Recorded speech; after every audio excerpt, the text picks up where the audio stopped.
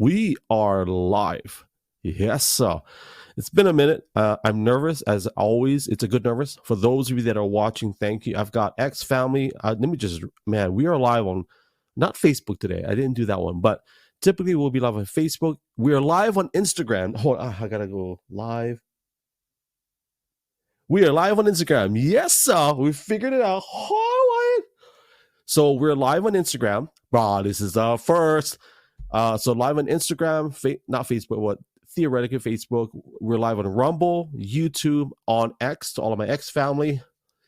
Stream Elements is in my conversation. So if you're on Twitch, thank you.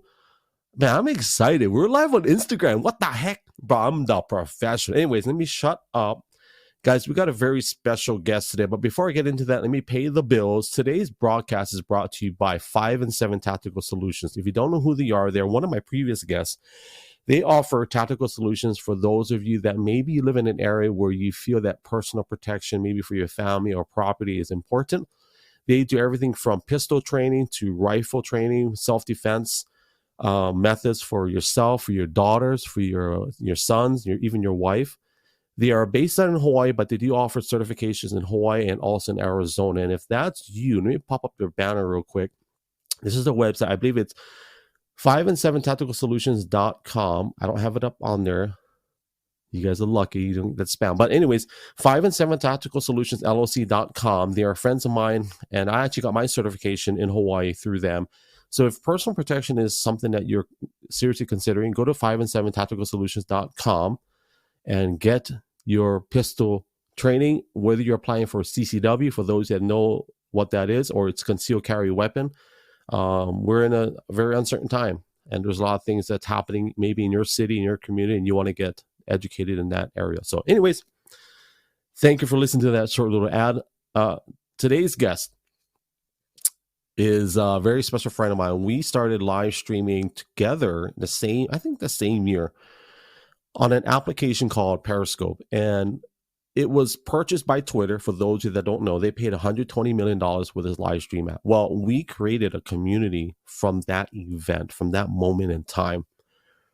And so I also partnered with another gentleman who we became very close in terms of business. We cultivated a company that partnered with Twitter/Periscope. And so we had an opportunity to do a tour in LA, in San Francisco, and we had big dreams to go to Vegas and New York to promote our company. Well, this is where I officially met this person. I have her username in the title. Her name is Tala Smith. Her username is Tala_no excuses, I believe. So if you're not following her, make sure you follow her. She's a content creator. She is someone that's been through a lot of adversity in her life. Her husband, Jim, is a very cool guy. He's good people. He is a truck driver, and I want to interview him as well. But I'm excited to have her because she's been doing a lot of really good stuff here on X, for those of you on X, but even on Instagram, if you're on Instagram Live. She's been doing a lot of great things just in the area of not just motivating people, but sharing her life. We are at a place where there's not a lot of people that are willing to share their real organic life. And so anyways, I've been talking so much, but Tala is one of those people, and I'm very honored to have her as a guest today. For those of you that are just tuning in, do me a favor, repost this, reshare this, share it in your timeline. If you don't want your timeline to be spammed, that's fine. Just repost it, and when we're done, you can take that repost off, clean up your timeline. But I would love for you guys to get to know Tala, but also get to know her story and why she does what she does. And we're just glad to have her. Ladies and gentlemen, in the next 30 seconds, you're going to meet Tala Smith.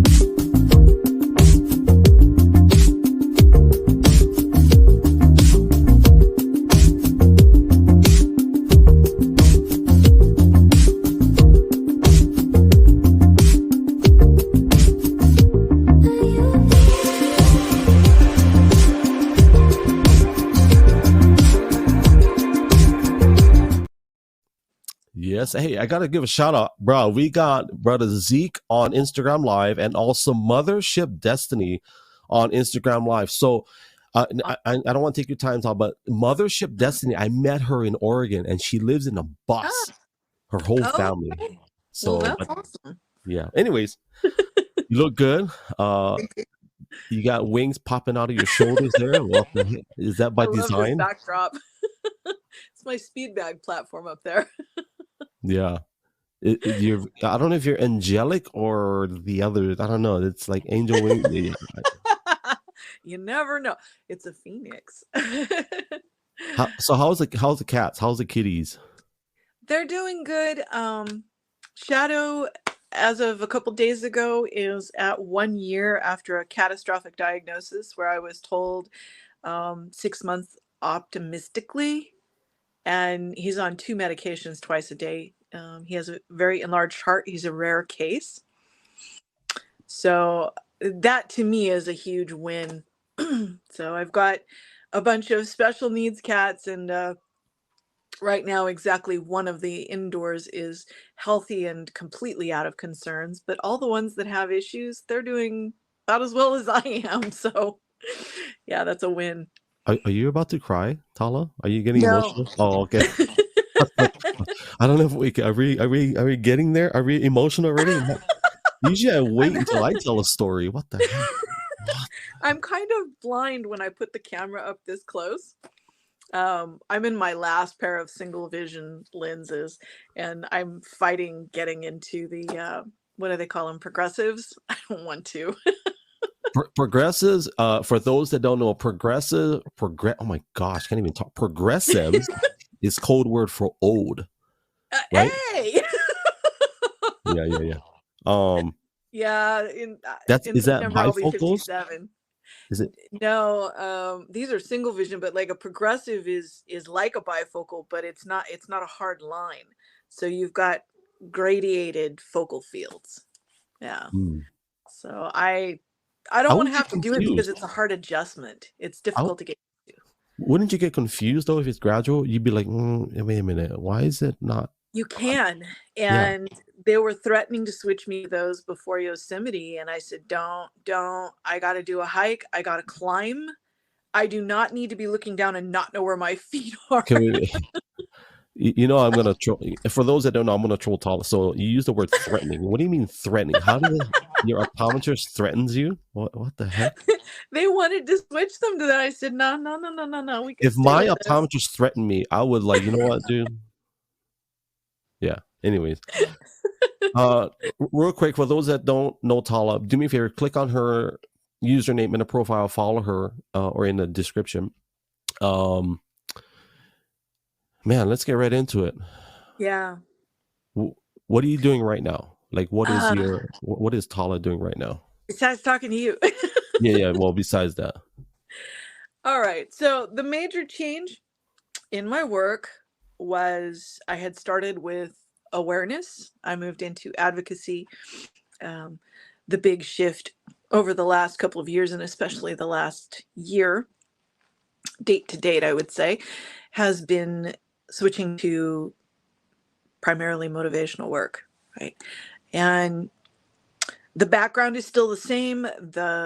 The reasons behind it, what I want to accomplish, but I think I was very limited in the old format because ultimately it came down to what does awareness work do for anyone? It may or may not bring in more donations to organizations that are going to help work on treatments for my illness, may or may not, you never know. But ultimately, trying to explain to someone what it's like living with this is not it's not beneficial because you're never going to understand it until you walk through something like this yourself.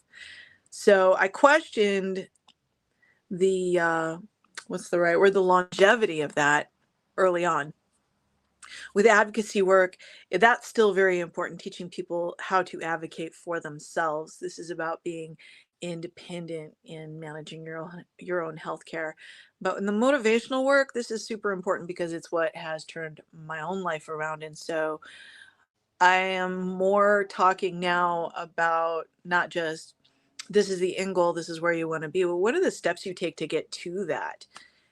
It's been uh, very long process, a very exhausting process at times, and I'm still going through it. So, anybody who hooks up with me for accountability or any assistance in any way with that, who wants to walk through it with me, just know that I'm still going through it. I'm not a finished product. I don't ever want to be a finished product. I think when you do that, you're done here, right? Oh, I think I'm 90% finished. I'm a 90% finished product. Yeah, yeah, but we can't all be as perfect as you, Yeah, yeah. Like my epic hair and my epic stomach and all that stuff. right? Yeah. I'm so happy. Goals. Hold on. My wife has my coffee. I'm so excited. So I remember too that you can't Keep see. going. I'm going to grab my coffee. Okay, you can't see comments on Android devices. I guess you can't type comments or see comments, and so I realized, okay, tablet useless. So if you have a way to watch, and if somebody's commenting in the broadcast in X, then just let me know if there's somebody asking something. Well, 'Cause I yeah. can't see it. Well, so if you're on an Android device on X and you can't type comments or even see them, just go to go to the Verizon store, go buy yourself an iPhone, and you can see comments. But in all seriousness, go to the I'm on YouTube. Everything is the real Greg Lopez. If you're struggling to find me, just go to real Greg Lopez on all socials. On our next time we do this, Tala, I'll make sure you put your credentials because you can go live on your platform at the same time. I meant to Okay. tell you that. I keep saying, but I keep forgetting. But Yeah, I anyways, haven't done that yet, so we'll work on that. so you've had like 4 or 5 minimum of conditions, illnesses, and things that you've walked through, right? At least. Yeah, systemic lupus is the primary one, which is a diagnosis that they will yank back and forth and argue about. And so I finally at one point said, okay, so we've gone from undifferentiated connective tissue disease to systemic lupus back to UCTD, then mixed connective tissue disease, which is actually much more ominous. And I really don't care what you guys call it. Let's just treat it because the treatment's all the same. Yeah. I ain't gonna lie. You use some really big words there. I'm just Yeah, saying. I know. I'm like undifferentiated, And I substantiated. didn't even say systemic lupus erythematosus. Family, I'm just being honest. I didn't understand 90% of the words, but I know what lupus is. So my wife actually has an underlying condition, what they try. And so for me and my wife, we're like, no, you don't have it. I'm not saying I don't want to deny doctors, right? So Right. I understand that, but Yeah. management right now, you're good. Yes. In fact, a really big change. You saw how I drove myself, was driven by my coach back in 2018 and 19. The But Russian? yeah, Yeah, yeah. Dimitri. But I burned myself Dimitri. out. I mean, no regrets. In all seriousness, no regrets because we didn't see that coming anyway. It wasn't just because I was depleted. If I had been depleted and there wasn't this ominous virus in the picture, then um, probably things wouldn't have gone as badly. I still crashed and burned. I still would have crashed and burned, is what I'm saying. I think that I still would have needed some recovery time, but maybe not nearly as much. So that made a huge difference because that virus triggers autoimmune response. So for those of us who already have the predisposition and have active disease, it can be much worse. Think the only reason it didn't put me in the hospital, for example, is because I had already been working on my fitness level. So, as we have talked about, I fell to my level of preparation. I was physically fit. I was sick, and it took a while to recover. But point being, I did recover, and without the help of my doctor. Oh. So now I'm managed well. My pain level is down again. A lot of things I've had to start over on. I gained some of the weight back, so I'm taking it back off now. Yeah. What kind of weight did you gain back? Well, I lost 75 and Was that I'm fat? I'm sorry? Did you Yeah, oh lose yeah. a lot of body Oh fat? yeah. What A about muscle? lot. No, I mean, I really was not taking the rest breaks that I should have, in my opinion. But I was learning something. I was learning my capacity. I was learning about, like, I could do a whole lot more than I thought I could. And that was really what he taught me. So again, no regrets. I don't believe it was exactly the right way to do it, but I needed something from that process. Um, so I ended up gaining back within a couple of years, like probably half that. And so I'm not really sure how much now, because at one point I told the doctor, I said, you know what?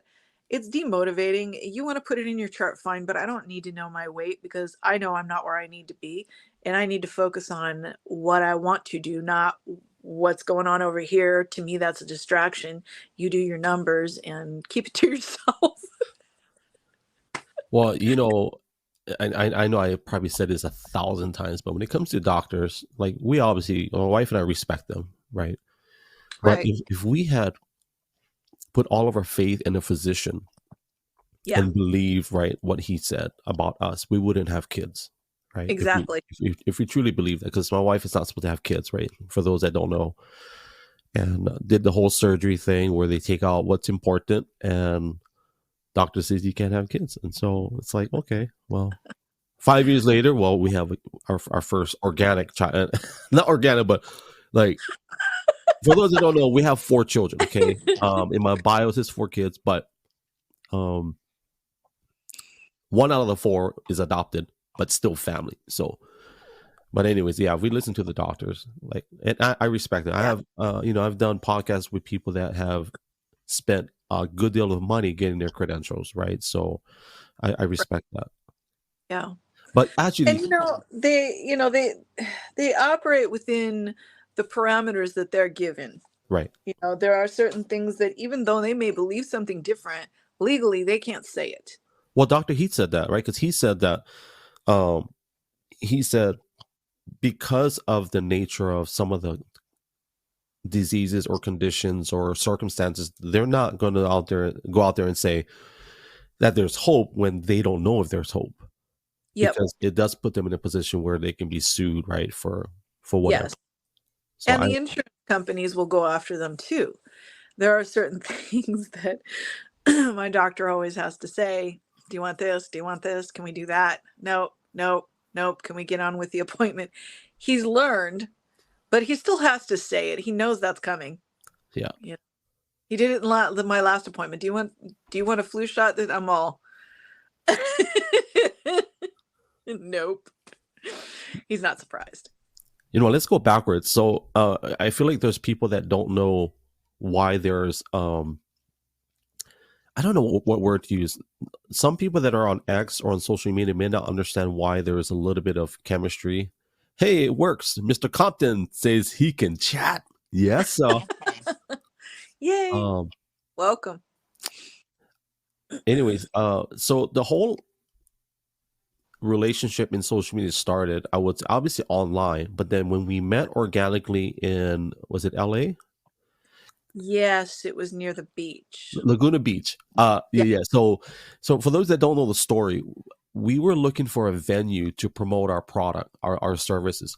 And at the right. time, Egg Drop, we had launched an AI. See, AI is a loose term, but we weren't really smart AI. It was just basic function. So we offered an AI service to tag along with the live streaming here on X. I'm going to just say X, here on X, where you could Yeah. say, "Hey, Eggbot, tell me the weather," and Eggbot would come into the chat and give you guys the weather updates. Or you can say, "Hey, Eggbot, I want you to ban Tala." So we developed a product that would follow voice commands while I'm live, Yeah. and it would do those functions within a live stream. And so, anyways, we had that product. We had to find a venue, and we found this Airbnb loft. It was a beautiful place, a small place. It It was was. beautiful, and we did this whole demonstration of what's up, Random. Yes, sir. Random. Bradley in the house. So we found a venue in Muscle Beach, which was my dream place to go to. And we rented this loft with an upstairs meeting. It's like a meeting room. And so we did this whole demonstration. And that is where I first met you organically, correct? Yeah.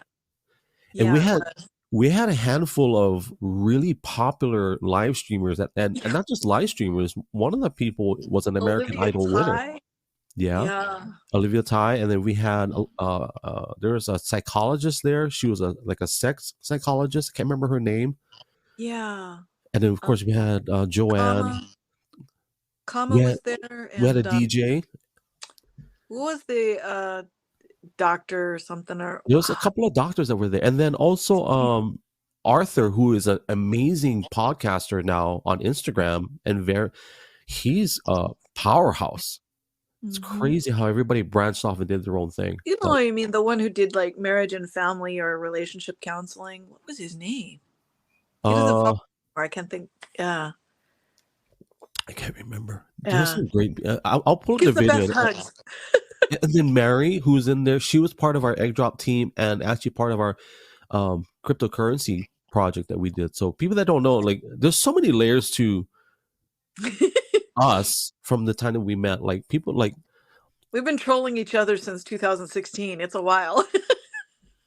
so Tala is messaging me like in private, like when are we starting? Like, what the heck? Are you always late? Yeah, family, I'm Bro, you always want late. island time? Bro, I'm from Hawaii, so there's no rush. Where are you gonna go? You're on an island. So that's kind of the backstory of us. Yeah. And I told Tala the other day, I said, I want to interview your husband because I want to do a series on people going to work. Because I feel like in the past 2 years, my wife and my wife was just talking about this. She was saying that why is it that the supply chain has lapses? Or so I told her it's not the supply Right. chain. It really isn't. I think what happened was there was a ton of people buying products that they didn't have enough to put in the supply chain, or if that's the right. And the other thing is, I think people were not going to work because they were getting paid, what was it, $900 a week from federal unemployment benefits. So why would they go to work when they're taking home $3,800 a month? Why go to work? So now you don't have people part of that infrastructure of what do you call it? What did I say? Supply chain, right? Yeah, and it's complex. Because of course, as you know, truck drivers were essential workers. They had their paperwork. He got a set of those papers. He still got them because if something happens again, he's covered on it. And it depends on the company. Walmart did not stop. Okay, we did not stop for anything. I'm going to There was pause you no right there panic. because you're right. Walmart didn't stop. Let's full screen this. Walmart didn't stop. Yeah. Neither did Target. Neither did Costco, Sam's, Right. all your big stores. But in Right. Hawaii, every other store had to shut down Oh, because they were not considered essential, wow. even though if they offer the same products, right? Wow. So, anyways, I'm going to put it back on you because that continue what you're saying about that. I didn't mean to cut you Yeah. out. So. No problem. Wow.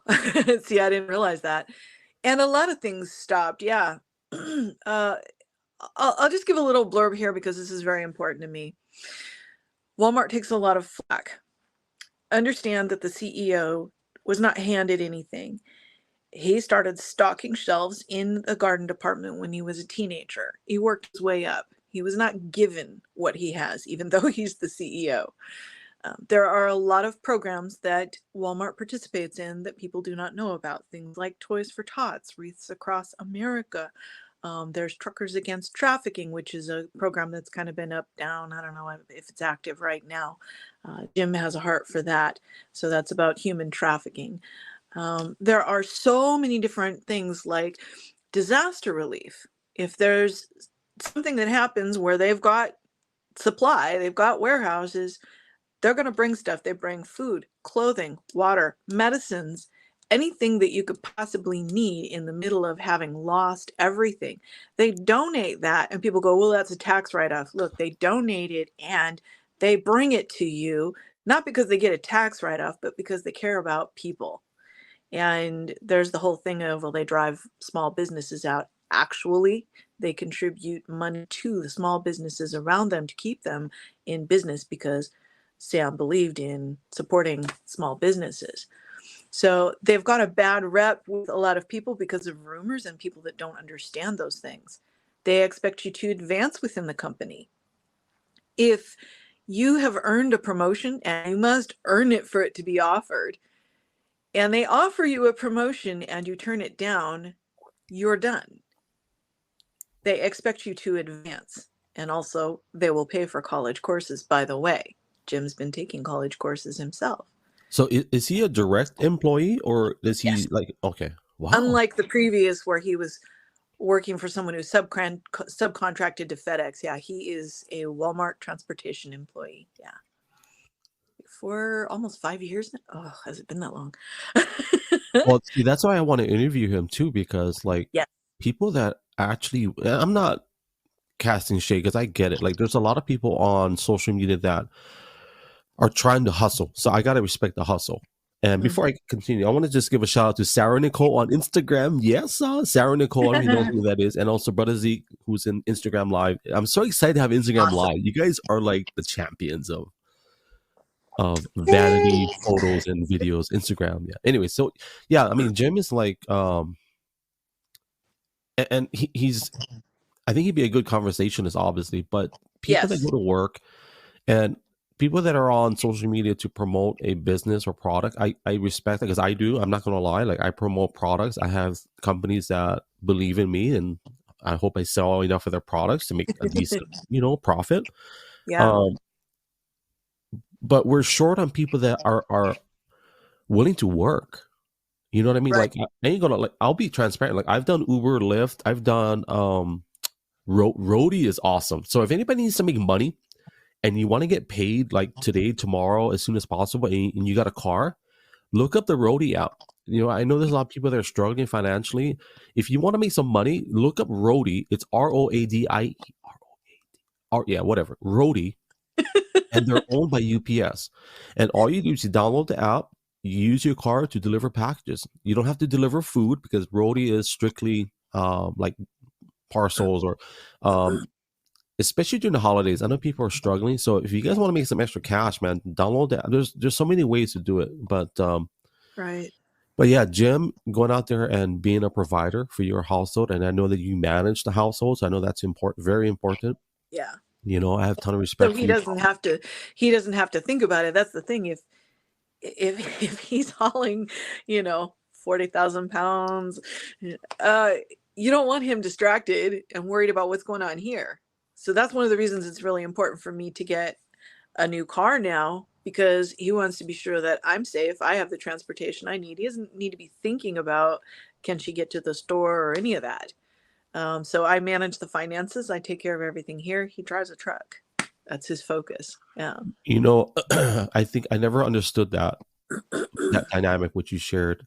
And I understood it. I just never felt it until this past Right. year. So for those of you that don't know, I'm here in Oregon, although everybody thinks I'm still in Hawaii, but I technically I'm in Hawaii and Oregon. We slowed down quite a bit in the past 4 months in terms of traveling to Hawaii. Yeah. But we've taken 8 trips so far in the past 9 months and that gets very expensive.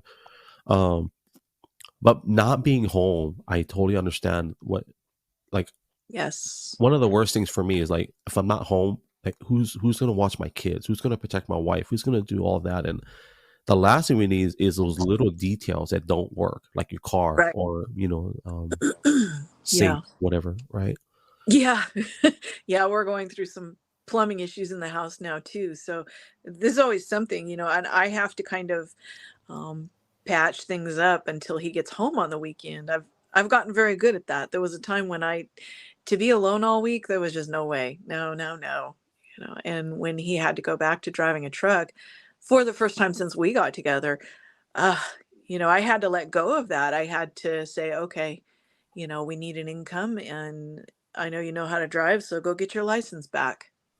You know what's cool though? Check this out. Like, and we talk about it over the years, but in 20, I don't want to use a year, but in this generation, we have so much opportunity to generate income, whether it's just $100 a month. You don't have to go to an office. I have a friend who manages a Honda dealership parts department in Gresham, Oregon. He was telling me, and he's from Hawaii, and so we're both strangers in a foreign land. He's like, Prada, I don't understand why nobody wants to work. Yeah. And he's trying to hire people. and you know, they don't pay a lot, but it's a job, right? And so he's like, so I said, it's probably because there's a lot of people that can theoretically generate income without having to go to a boss like you. And it said, and you're a terrible boss, so they probably don't want to work for you, you know. So I'm not joking, but that's the truth, right? People don't want to go to work for somebody that's just going to harp on them. So you know what, Yeah. I'll make my own income. And so I think the whole gig worker industry, whether it's DoorDash, Uber Eats, even various different, there's so many, right? And then of course social media, where um, social That's media what is, I'm working on, is social well, media. let's talk about that. So what do Yeah. you think, um, just since Elon bought X, positives, negatives? I don't know. Let's open the floodgates on that. I've been pro on it from day one, even when a lot of people were like, I don't, look, to me, I'm not concerned about who owns a platform as long as it's being run well. And we all know it was not being run the best before. So I was ready for a change. I was ready to see that change. I mean, just the shutdown of Periscope was enough of a blow to all of us. It was, Let's land there. Let's oh my land there for God, a second. yeah, that was Do you know like, why where they do shut we down go Periscope? from there? Do you know Huh? why they shut down Periscope? Yeah, No, well, let's hear your thoughts, and then I'll share okay, mine. I know there's more than what I know about, but I mean, the what the statement was, I guess, about it being profitable, they didn't have enough staff, I guess, to keep going with it. I don't know beyond that. I I think know that's, there's I probably mean, a lot. let's be honest, that's a lie. When you got 9,000 employees at the time, They were cutting people out, though. That's the thing. Well, if you well, fire people, then you don't it, have enough employees. it's to full screen. So I got to show my hands. So you've got Periscope, which was, they they paid $120 million for Periscope. Okay, right? We know that. Yeah. So they bring on Kayvon and his team of people that designed the app. They're all college grad. I think they're all Stanford grads, smart people. So they bring them on board. They technically are owned by Twitter, but they are allowed to function within Twitter's ecosystem, right? Right.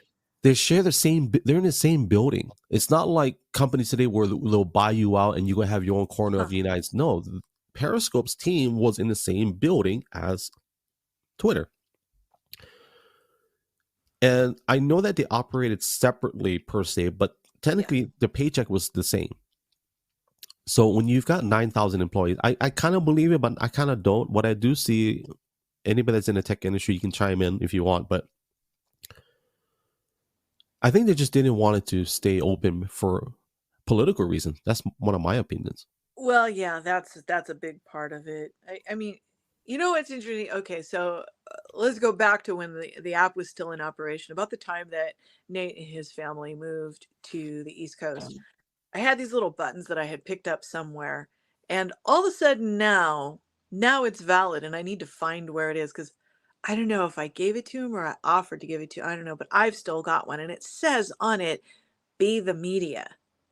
Now Nate didn't understand it. He goes, "Be the media. What is?" I said, "Boy, if you don't get it after all the time we've been in Periscope, whew, because we are the new media. We're the honest media. We're the immediate media." And then that platform got yanked. And yeah, I mean, you're right. You had said that before. We were being very on the spot, very instant, very honest, very first person perspective instead of setting things up according to the narrative. We know what a press release is. We all see it. Every single newspaper and online news article says the exact same thing in the same words. So when I see that, I want to know what's not being said, the things that we're willing to say. Well, I'll agree and disagree. I think citizen journalism is good and bad because how many times on Periscope I would, and I think we're all adults here, but bro, I kid you not, bro. I would turn on my app one night and I'm like, I want to go to Pakistan. So you can literally go to anywhere on the map, right? I tap on the red dot and I click on it. There's this dude buck naked on his bed with his wanger in his hand. I'm like, what in the heck am I watching? So in that respect, and it's live. And Yeah. we all know that there were murders that were broadcast live on Yeah. Periscope. There's two of them or suicides that were Suicide. broadcast live. Yeah. So I get that There were part. issues. Yeah. Of course, underage girls that were being promoted. I reported a few of those. Yeah. So I understand, but now when Elon released the Twitter files, that confirmed my suspicion. I'm not saying that's the only reason why they shut down Periscope. I think the live stream portion, and part of it is that if I can take my cell phone and if I can go live, right, at any political event and share with the world what's really going on, there's no censorship. There's no big brother. Unedited. Yeah, unedited, right? Yeah. And I think Twitter files confirmed that. Because it makes no sense that they would spend $120 million on an app and only to shut it down and then go back to audio only. And I love Spaces. Spaces is great. I'm not shooting that down. But it's kind of like, and family, this is a family show, but let's just be real. If pornography went to audio only, do you think it would be successful? No. With someone, maybe. Let's be real, right? I'm not promoting pornography in any way, but if pornography went to audio only, do you really believe they would be as no? Of course not. It's all about the visual. It's all about video, and it's same thing with live streaming and social media. We're very visual creatures, yeah.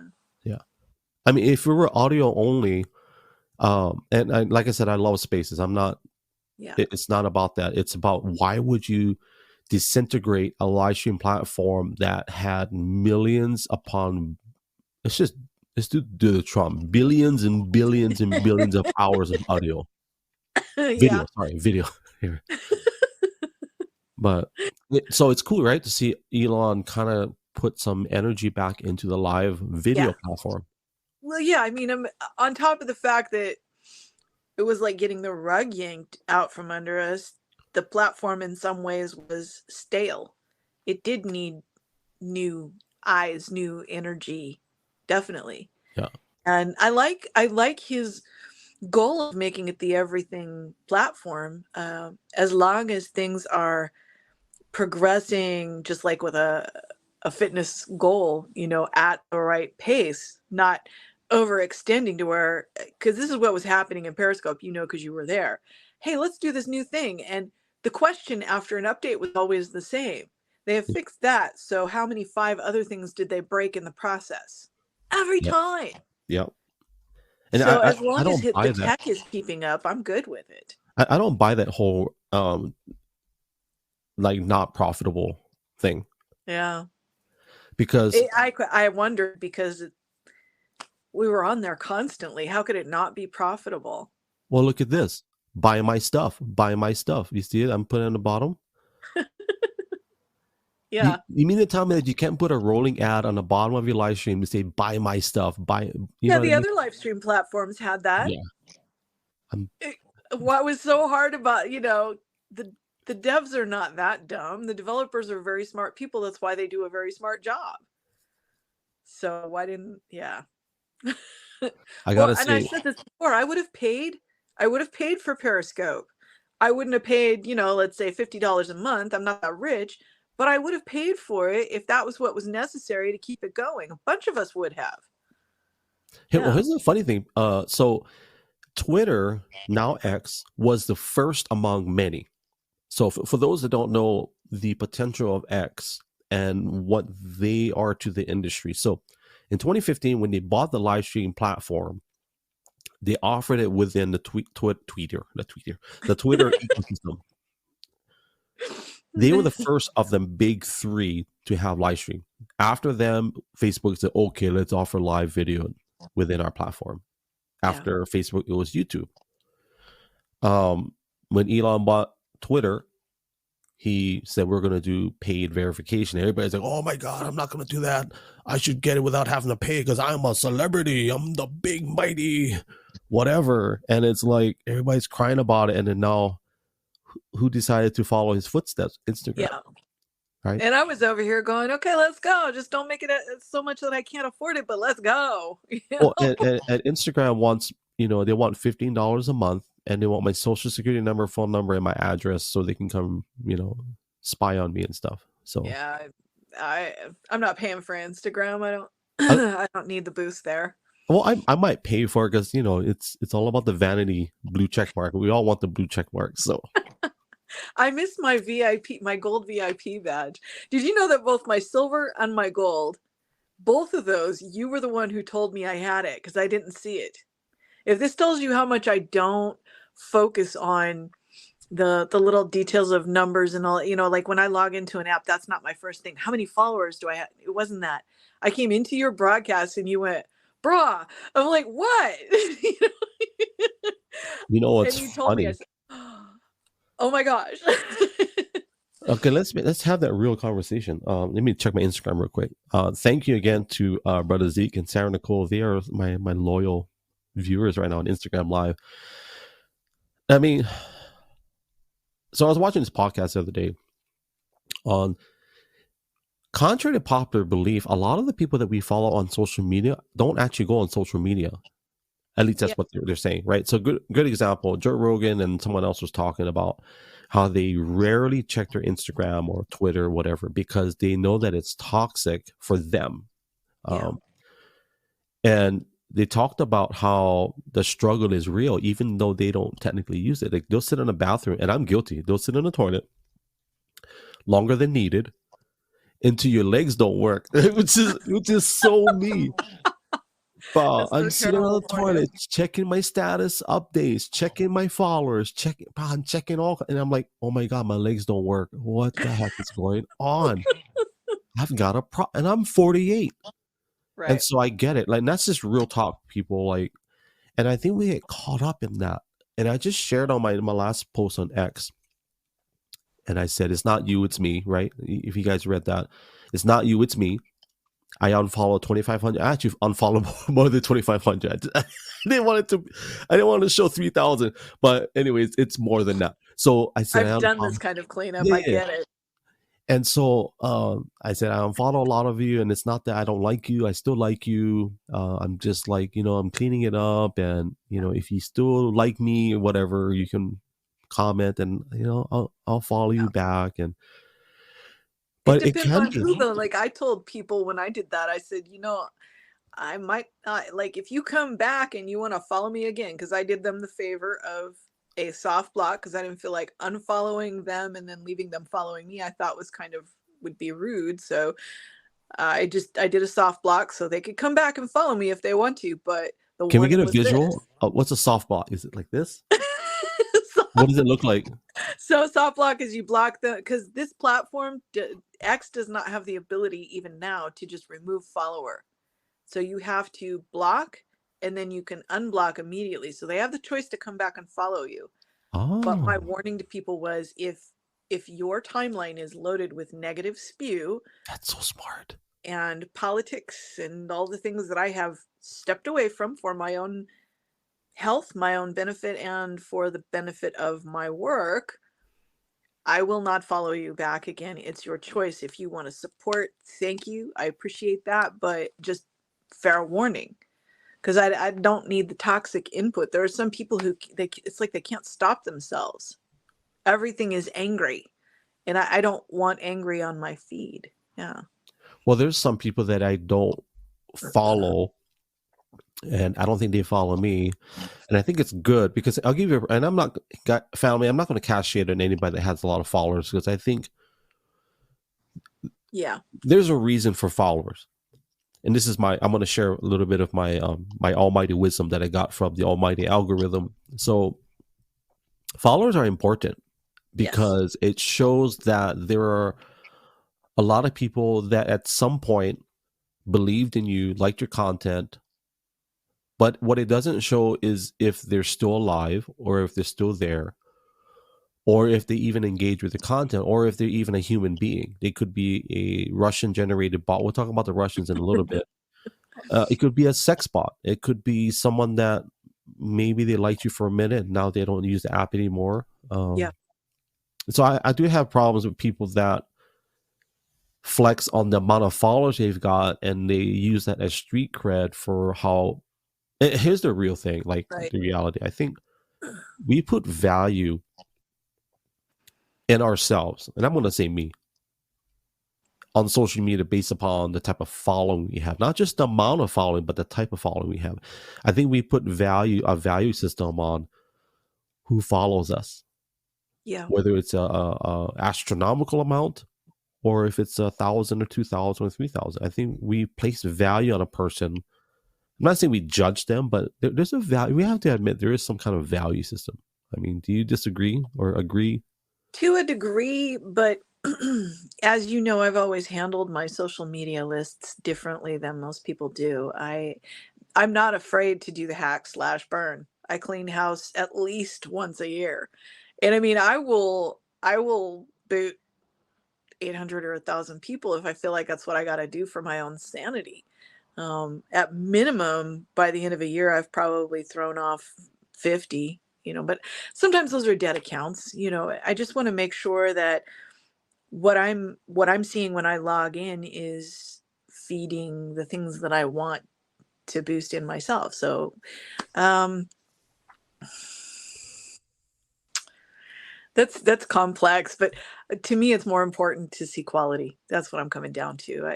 The quality is important, and so to me, it's more important who is following me than how many are following me.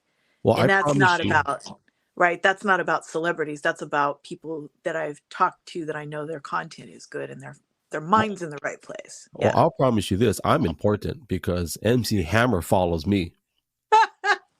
MC Hammer follows this guy. I'm just saying. Well, we've both got Eddie Guerrero's daughter now. She, Yeah, in that's all right. seriousness, is really she's lovely. She's well spoken. She seems uncertain of herself because the spaces are new for her, but I mean right out the gate, I think she's on top of it. I like her. That's the beautiful thing about space is that anybody, real or fake, can. So I'm gonna cast some shade at spaces now. It's not that I don't like. I'm just gonna be honest about everything we talk about. Spaces is legit because you can have whoever in the same room virtually, right? Yeah. But what people don't realize is that you can also have an inflated amount of listeners on spaces. I don't know if you guys know this or Yep. not, but you can have fake numbers on spaces. People don't Mhm. realize that. She is a gem, but Brad, yes. But so Well, how you that can work listen anonymously now too, so that even makes it more confusing. on iPhone only, Oh, really? Oh, not on Android. Gotta stick my you know what finger I've got? with authority on Apple only. Yeah. So yeah, so you can have a lot of people. You can have inflated numbers even on spaces. And to prove my point, and I'm not gonna, like I said, I'm not gonna. I'm that's not who I am. But because we'll talk about Russians in about 1 minute. To get inflated numbers, it's not that hard. All you got to do is create a bunch of web pages to watch or listen to, right? Or not web page. Yeah. I'm sorry, different windows. So, Right. and I'm hopefully I'm not throwing out insider secrets. I think it's common sense. Maybe not. Yeah, some people know, some don't. I mean, some people don't pay attention to that side of things. Yeah, but going back to your whole followers thing, I think the tough thing for a lot of people, ego wise, dealing with the ego, like somebody asked me the other day, "Oh, do you think that your engagement is going to increase now that you've unfollowed?" I said, "No, it actually dropped. So my engagement dropped because there are people that follow me only because I follow them, and they only engage with me because I follow them, and Okay. that's understandable. So now that doesn't guarantee. So here's the funny thing: just because I have 5,000 followers, you have 3,000, or whoever has 100,000." We have this false pretense that the amount of content that I put out there, that it's limited to the 100,000 people that follow me. Yeah, and But it's the truth not. is, there are people that don't follow you that are going to view your content and don't care about following you, but they're actually going to read what you have. Yep. And there are probably 92,000 that follow you that don't even care what you post. They just like the fact that they're connected to you or whatever. So Well, I had back when they first brought Reels in Instagram, I think it was. Or when they made it automatic that videos of a certain length went to that. On my rescue for the cats, my rescue page, I had a video that it got a lot of attention, and I was aggravated at all the notifications, so I took it down You still have the because I page? didn't understand it, you know. To me, it was too much because it's just this quiet little page. It wasn't that big of a deal to me, and I was like, oh God, I'll figure that out later. But on my primary account this year, I had one that went viral like that. I just didn't understand what was going on the other account when it happened. So now I'm kind of caught up. And it was that funny video of Jim. It was one of the big Jim Oh strikes yeah, again. yeah, yeah, yeah. Like showing how you use the seatbelt to push the forward. Yeah. So that thing, by the time it was over with, after I don't know, a week of just notification after notification, it's at almost 500,000 plays. Did you make money off of that? No, because I'm not monetized there. Instagram is stupid little things like if you have, because you have the music sticker, you can add music to something, but you're allowed to add music to a still photo. But if you do that, they will cut your monetization or not give it to you in the first place. Why do I have the ability to do that if it's not allowed? Let's There's the talk question. about the almighty algorithm in the sky. So for those that don't know, oh my god, what the heck? Tala. I was about to either say Twilight or Voila. Twala. What the heck? I can't even talk. The Hawaiians have pronounced my name better than anybody. What's going on? You know what it is? I'm excited and I'm nervous. Like, what the heck? Anyway, so Tala and I personally know two Twitter engineers, organically and also to protect their well-being. We won't throw the names out there, but if you research deep enough, you can find them. But anyways, one of the things that we learned is that this almighty algorithm in the sky that everybody is trying to chase and promote on how to get the best impressions, and some of them are right, and I think we were all right at some time, but what most people don't understand is that algorithms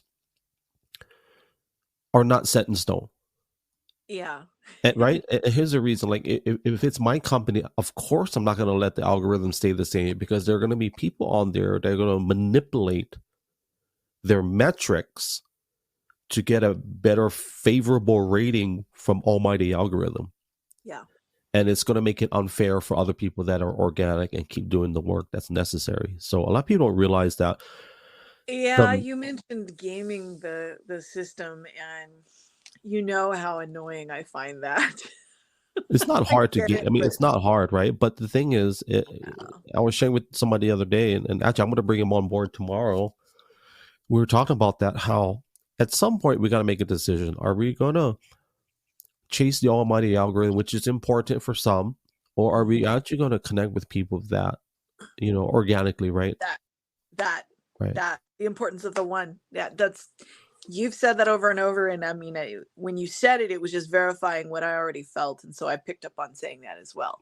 So it's more important to me, like I said, who's following me or who I'm following, either one, and to have preferably a two-way connection with that. We follow each other when it is someone whose content I know I can value. I let's say I follow Dr. Heath and he didn't follow me back. I would be kind of sad because I really like the guy. He did follow me back, by the way. I think he followed me first. I can't remember, but I like the guy. His content is amazing. And I told him one day, I said, I like the way your brain is wired because, like, I get you. You get me. And he's funny. He said, something about how strangely his brain is wired. I'm like, yeah, but mine's not normal either. And so I like talking to you. So I want those kind of connections with people that I know I can trust, people that I know are going somewhere good with what they're doing, their work, their personal life, people that I know are not going to backstab me, right? That's very important to me. Not just to have an inner circle, which is like I can count those friends on one hand, but to have those other circles concentrically outside that are other people that I know are going to support to whatever degree I get to know them. Like, I couldn't care less about, you want to get to 100,000 followers. I'm not after that. I'm not chasing a number. I'm not chasing any numbers. I'm concerned about that one person who comes to me within whatever time frame and says, hey, what you said really resonated with me. It made a difference. I'm going to work on that. Thank you. That's the feedback I want. Yeah. You brought up a point where I'm not saying this is you. I'm going to say this is me. Oh, I followed you, but you never followed me back, bro. What We the all heck? do that. But let's be honest. Like, we want to be validated. We want people to like us. I don't care who you, but I'm 48. Like, I get it. But Yeah. you remember Lisa Sansusi? You ever Yeah. remember? She had a powerful organic connection with people on Periscope, Twitter Live. Massive. Yeah. And it wasn't, she had a lot of followers, but it wasn't about, there was this one time where she went live and she was telling everybody, thank you for what you guys are doing. You follow me out here. And she says that you make me feel special and you guys walk me through some very difficult times in my life. And when I watched that, I was like, man, that's as inspiring as that is, it's also heartbreaking Yeah. that a lot of us have put so much value in someone that may or may not be a real person. Huh. You know what I mean? And I'm not saying that. Well, it depends on who. Like I said, like, I mean, I'll go through my lists to get rid of bots if Right. they're following me, that kind of thing. Now, But yeah. there was a saying that I used to say a lot when I was on live stream media in the very beginning, where I would say, guys, thank you for following me, thank you for being with me live. And I said, the truth is, a lot of you guys, we're going to grow up together. Yeah. That's what I used to say that a lot. I said, I appreciate you guys' companionship, and the reality is, we're going to grow up together doing this live streaming journey. And we did. Yeah. And it's so weird now that you can say, you know what, man, my good friend so and so, who you've never organically Never met. been face to face. Yeah. Yeah.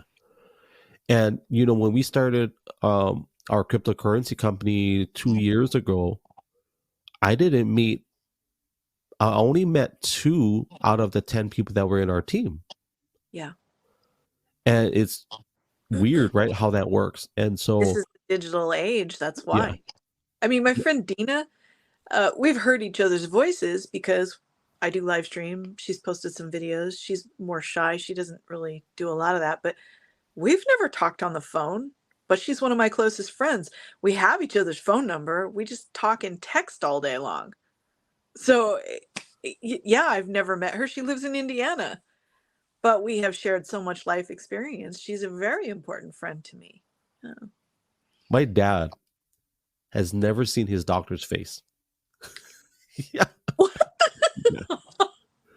Wow. Here in Oregon, he has never seen his doctor's face. Not once. Because she's always wearing a mask. So he doesn't even know what she looks like. Okay, yeah. Our veterinarian, when I met her, it was in the middle of that. Isn't that crazy? Yeah, and the day she walked in without a mask, I went, "You're so cute." You're real. You're a real person, and you're wearing pants. Yay! Your face. She just ran. Anybody that does remote meetings, Zoom meetings, you know what I'm talking about. So I always joke with our team. I said, look, when we officially meet in person, I know right now I'm going to tell you straight up, I'm on full screen. Every single one of you guys better be wearing pants, because I know you're not wearing pants right now. You're wearing in Hawaii we say bibbities. So, man, okay. So going back to live streaming. Yeah. We won't talk about the monetization because I think that's a whole nother. But in 2024, when January 1st comes around, what do you think is going to happen? Or what would you like to see happen in live streaming on not just X, but let's say X, since we're talking about X, Twitter, whatever. Well, I will say this just to encapsulate this very briefly. As far as monetization, yeah, I do want to go there. I need to go there because I can't hold a job outside the home. I can't be a reliable employee for anybody. And this is what I do already. So that just makes sense. It's just, yeah. But I want to be very, as I keep saying, intentional. And I want to understand my own plan of what it is I'm going to offer people before I go, hey, subscribe to me. I don't want to just go subscribe to me for no reason. That seems ridiculous. But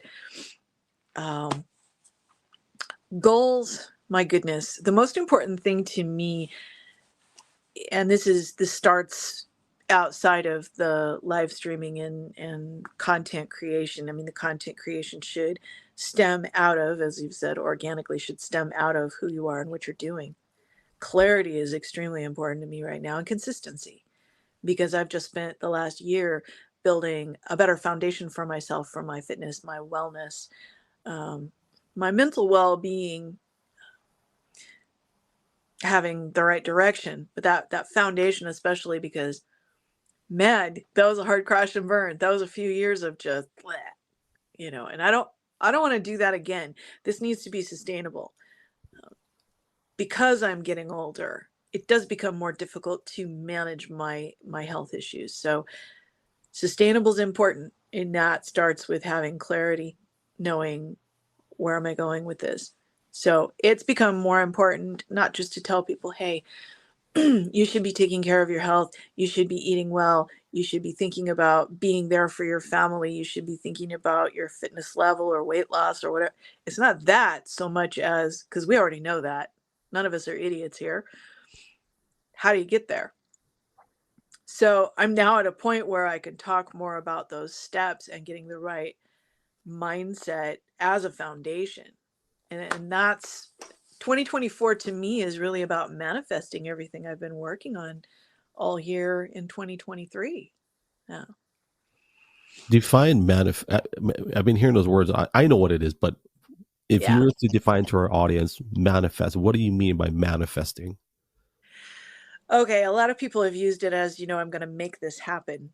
To me, that's not really it. It's when you physically see something falling into place. Now, that may not be a tangible thing like, oh, I dropped 50 pounds. That's something that's tangible. That may be people are engaging more with my content. They're actually giving me feedback. We all want people to click likes because it tells us, oh, somebody was paying attention. Yeah. But that little heart tap, that's one thing, and it's a small thing that you can do, but a lot of people just don't. I don't know why any more than you do. They'll watch it and go, that was really cool, and not boost it. I get that, but here's what I want is the feedback. I want the person who comes back to me and says, I got this from what you're saying, and that's really important to me right now. That feedback is everything because it tells me I'm on the right track, that I'm actually helping someone. Yeah. So I think that's a manifestation, don't you think? That's something I that think happened. so. I Yeah. think, well, I think sometimes people say the word, they don't even know what they're talking about. Right. Well, as Christians, we know. As Well, Christians, we yeah. absolutely know, right? Yeah, we Well, know what that means. but I get it. It makes good conversation, and you can talk for hours about it. But like, Yeah. I don't think there's sometimes I'm not. I got to be careful how I carry myself. But I think some people, It's popular yeah, lingo. people just say it because it sounds good and Trendy. trendy. See, the reason that I'm right on board with what you're saying is because I attack that kind of topic myself on a regular basis. And do I step on toes? Yes, I do. But you know me. I'm pretty much a bull in a china shop when it comes to that. What did you call me one time? Rugged. Oh, Well, Tala. yeah. So Rugged. when I say rugged, that's another word I use. But I just noticed you asked yourself a question and you didn't give me a chance to answer. You answered it for yourself. What was it? I don't know. You just, am I strong and handsome? Yes, I am. Wait, did she just answer her own question? What the heck? But, I will say, I think in 2024, when it comes to live streaming, I'm curious to see how they're going to monetize it directly. This is my desire, that they monetize it directly, meaning, Yes. so if you're on a mobile device, you can tap the screen, right? And it shows hearts. What I would love to see is for them to monetize that again. For those that don't know, they actually use to monetize the hearts, but offer it on a corporate level where corporations can have their own specific hearts in which, as a viewer or a broadcaster, we can purchase those. When people tap the screen, it'll pump up. Let's just say they used to have NFL ones before. So they would have NFL, Miami Dolphins hearts pop up on the screen. Or if it's like, whatever. It could be an advertiser like Coca-Cola. And every time you tap the screen, there's a heart with Coca-Cola in the middle or whatever. This was even before the super hearts. Yeah. It Yeah. was the So I would specialty. love to see that. That way it makes the platform healthy financially, but it also gives the viewers and broadcasters something interesting to offer. Yeah. Right. Which honestly, that keeps people engaged. They're entertained by it. Yeah. Yeah. That's one thing I would like to see. The other thing I would like to see, obviously, is exposure increases, and also, so for people that don't know, on desktop you can't do it, but on iPhone and Android. So if you have an iPhone, X uses Apple Maps. If you're on Android, they use Google Maps. So they already have your location. It's already pinned. It's already located when you use the app. Now you can Right. toggle on and off. You can actually toggle. So if you guys don't know, the last broadcast, I think was it a broadcast? Can't remember. Oh no, she did a broadcast. Tala did one where she did a vague location. It said And it was in Africa, you said? Tanzania, I think she was in Africa, family. We all know she's not African. Come on, look at her. She's not. I don't know. She's not Sarah Warren. Oh no, not Sarah. Who's the There's people who are from South Africa that are my color. No. But you're not. Yeah. You're not African. I'm sorry. No. I don't know why it does that. Elizabeth Warren, is that the politician Elizabeth Warren? Yeah. Who said that she was like Native American, and when they did the blood test, she was like, it's like 0.2%. Well, and the problem was she took advantage of it for college funds. Yeah, that's right. Yeah. Anyway, so so Tala changed her location to where she was in. I Africa. didn't do anything. So, getting back on point, because I like to chase squirrels, the idea that they already have your geolocation available, I would love for them to put the live stream on a map. And let's say I want to go to Japan. I click on the red dot. I want to go to Japan. And the globe turns around, click on it. There's Brother Dave in Osaka eating raw fish in Japan. I think they should bring that back. That's how I met you. The map. Well, they could even do that in spaces too. I mean, you think about it. It's on the same code. It's on the same platform. So I think that map feature would be great. Now, obviously, safety concerns, right? Like, what's the word they use? Be able to turn it off. Yeah. What's that big word they use? For what? Doxing, right? Oh yeah, doxing. Yeah. I don't know why do they call it doxing? I haven't researched that one. Usually, I can come up with an answer for you. Well, let's find out. I'm smart. I'm smart. Define the word doxing. Origin of it.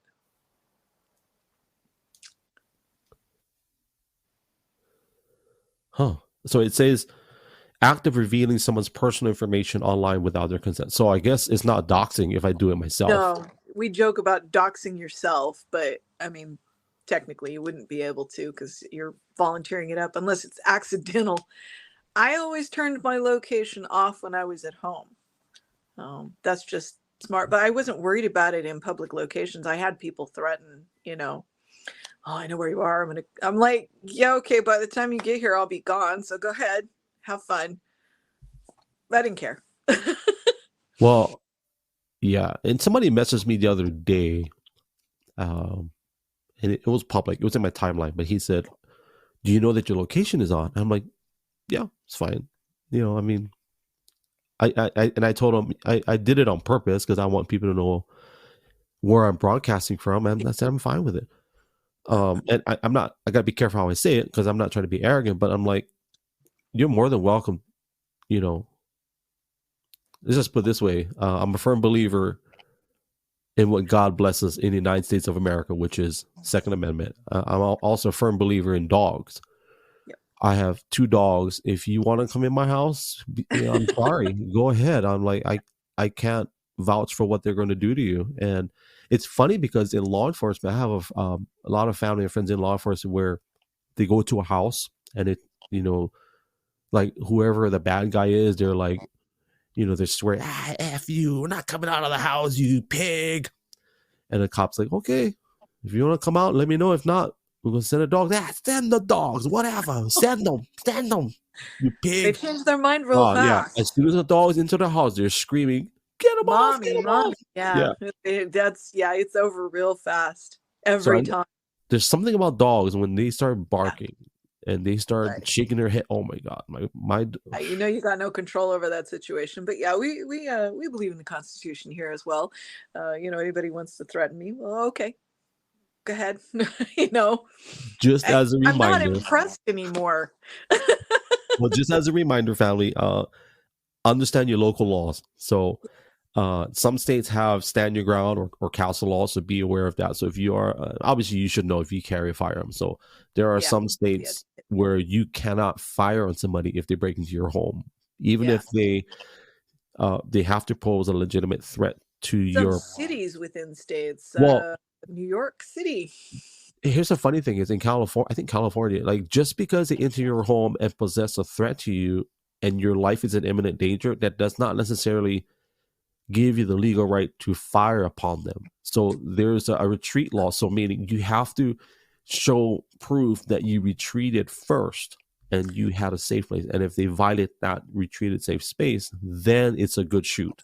Yes, So but that's just a law, right? But that depends also on the city, because you're never going to run into that in San Bernardino for one reason: the Inland Regional Center shooting.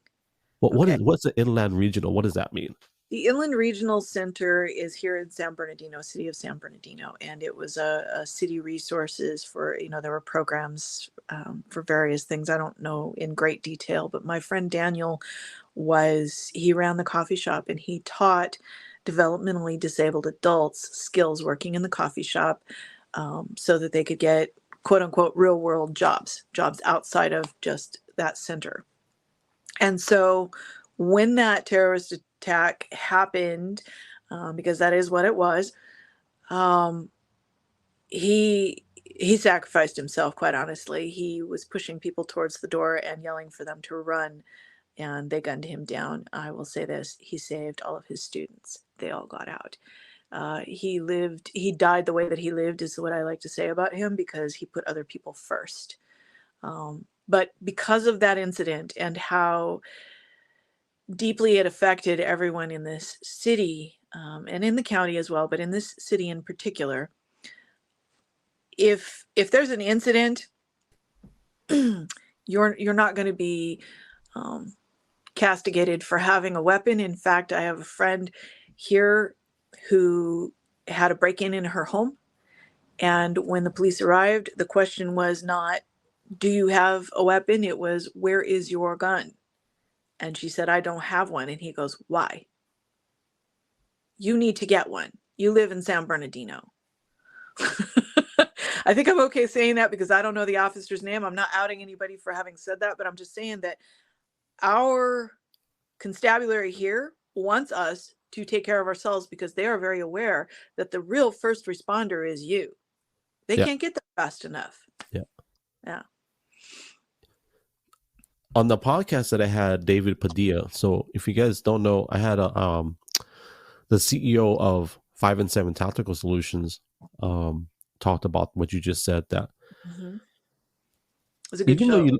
Even though you live in a city that has high population, a good law enforcement, whatever, a good number of law enforcement, he said it is still your duty as an American to be able to protect yourself and your family. Yes. To some degree. That's your job. That's your duty. I like him. He's very level-headed and very balanced. Yeah. He's a funny guy. Yes. Yeah. I actually used to, so when I first met him, we worked together in security. We were, if you ever seen the movie Super Troopers? Yes. That's us. Straight up, that's us. Or like Reno 911. You ever watch that TV show? I don't watch it, but that's me and Dave. I kid you not. But there's some crazy but that's how I met him. And I used to actually train with him, MMA. And so he's actually a pro MMA fighter. So he used to train us at he had a gym that he, and I used to come home with all kinds of bruises, and like, it was bad. My wife was like, what are you You throw yourself into it like I do with the 16th century fencing. Well, it was fun, and I actually thought I was going to be an MMA fighter one day. And I'm like, no, I'm not going to be. But You know what David, a shanai is, yeah, yeah, right? yeah. That pixie, Okay, I call that those pixie hurts. sticks. Those are pixie That, sticks. but that hurts. But see, and I was asked when I first started learning, because Big Jim, he's expert level with this. He was teaching me, he goes, "You want protective gear?" I said, "Okay, did anybody else in our guild have protective gear?" He's all, "No." I'm all, "Then no." Because nobody's going to respect me if I don't gain the skill the same way as everybody else. I've had a black eye from it. I've had a fat lip. I've been So there. in Kailua, where you see me broadcast a lot, there used to be these two. I don't know what you call it. You say guild. I'm going to say, I'm going to use that word. Two guilds. Every Saturday, they would meet up in this park. They'd be like in full armor, Yes. metal armor. Bro, I got a full screen this bugger. So We've they got a group that does that. oh, Yeah. full armor. They Yeah. have like the only thing they didn't have is that they never have horses, and they didn't have the grease on fire.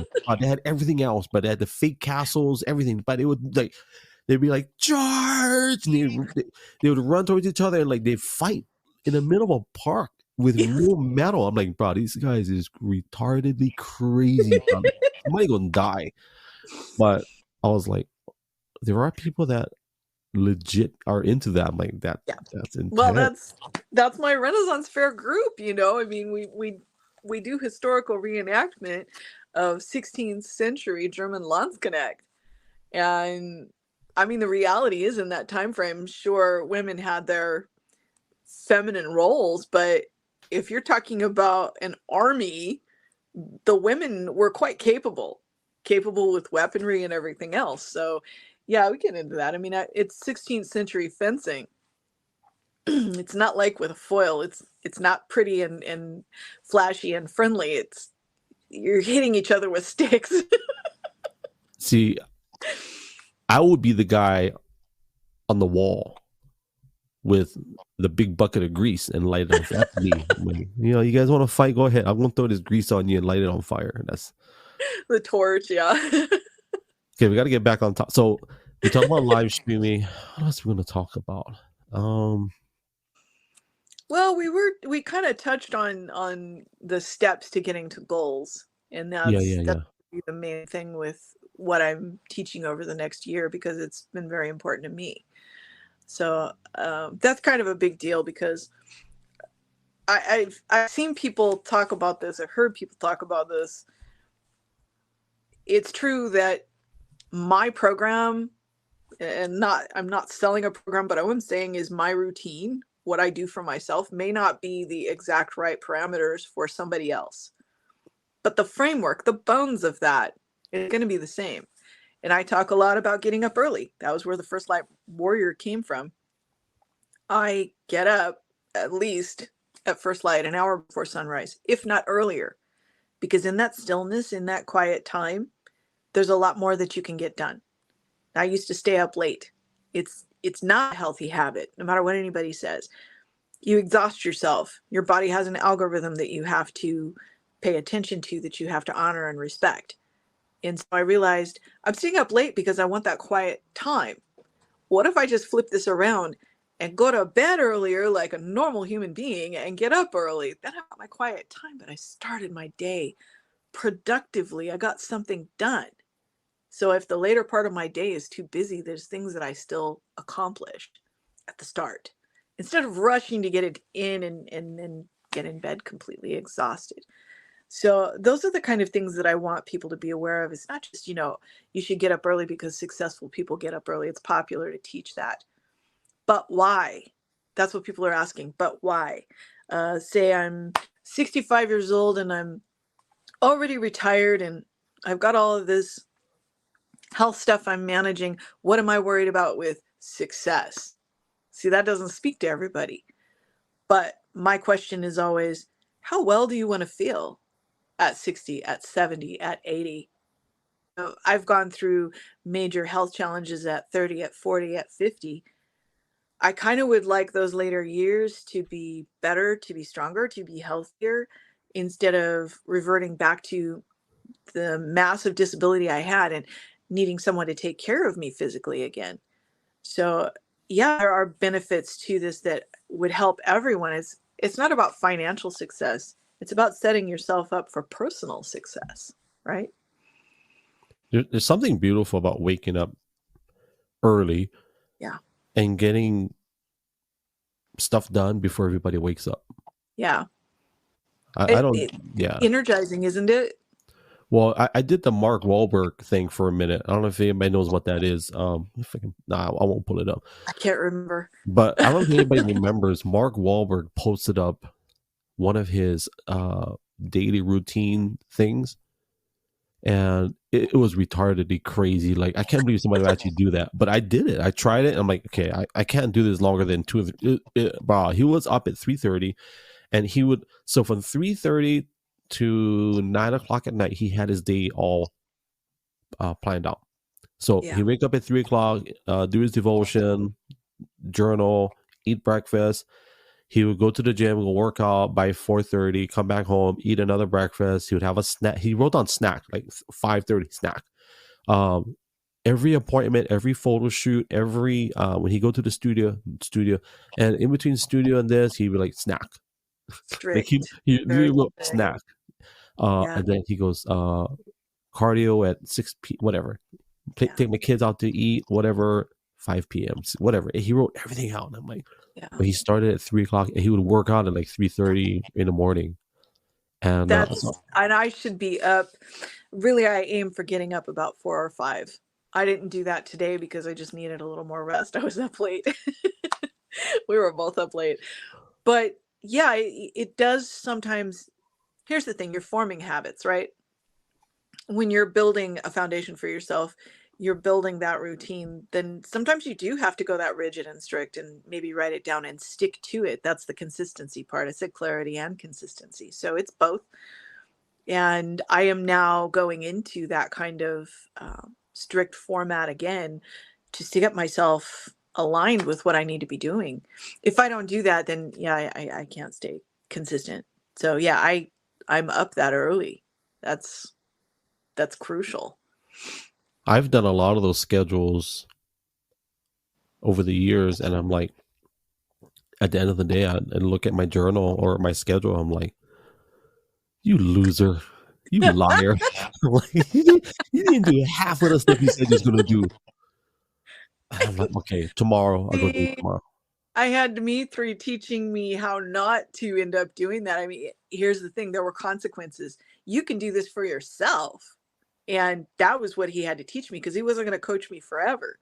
But there was one night he told me X number of burpees, and I hate burpees. And I went, because I was exhausted. I said, can I just do them in the morning? Now, here's what he would do. What's a burpee? Huh? What's a burpee? Burpee? Yeah. Oh my goodness. Well, that involves there's a squat jump, there's a push up. It's several things you're doing, a squat thrust. It's actually a combined exercise. You got to look it up if you haven't seen it. But I didn't want to do them. I was tired. And so he said, sure.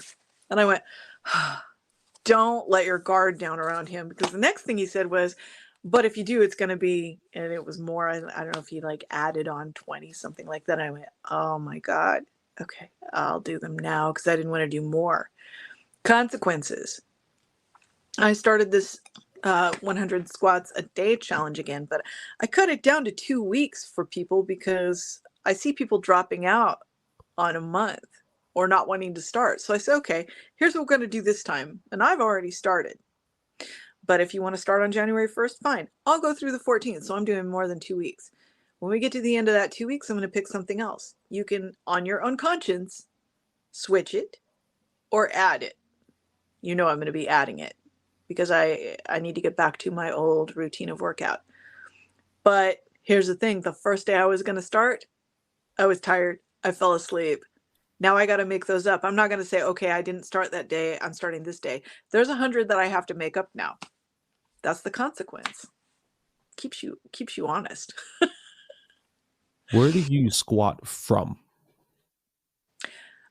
From? People are like, what the heck is that question? From, explain. So one of the things I always enjoyed was obviously doing squats, but there's so many different types of squats. Um, Yeah. one of the tough ones is to do a squat from a chair. Yeah. Yeah. So I would, whatever weight you got, I would start off with 135 on my shoulders and just do, so you would start from a seated position and you would make yourself get up. That's one squat back down. That's hard because you don't have your starter muscles. You have only the teardrops. So if you know Right. the teardrops, so I'm doing it right now. You And see, only I'm have, not using, to be clear, I'm not using weight right now because I'm building my strength back up. so Yeah. yeah, you can do it without. So Yeah. it'll use your, I call them the teardrops, right? It's the little teardrop muscles that are right above your kneecaps. Yeah. So it focuses on that. Now, if you got bad knees, then that's probably not a good starter. Right. But then it also your calf muscle. So that's why I say, where do you start from? There's some people that I used to do these squats where you go down to the bottom. We call it, and I'm not. We say okole to grass, which is your rear end to the bottom. And you start from the bottom and you go up, you go back down, and you start off. So there's different variations, right? And it works different muscle groups. But that's why I said, where do you start? What do you squat? Yeah, so I'm not using weight right now because I mean I'm not trying to tear down my PT that I worked so hard for. So what I always tell people on my challenges is modify to whatever you need to do. So even when I start off by just doing to the height of a bench or chair. I'm not doing ATG right now because my body's just not ready for that. I did, however, discover accidentally as I was explaining to my brother that I can't keep my heel on the floor if I squat all the way down. I went to show him what happens and discovered I can now. So we tend to limit ourselves by thinking about where we've been and not pay attention to the progress. Sometimes that's good. Sometimes no. I was like, okay, I can do that now. So I need to capitalize on that and do a little more. But I've started off just doing them down to the level of a bench, um, Well, and that way I don't overtax my knees. Yeah.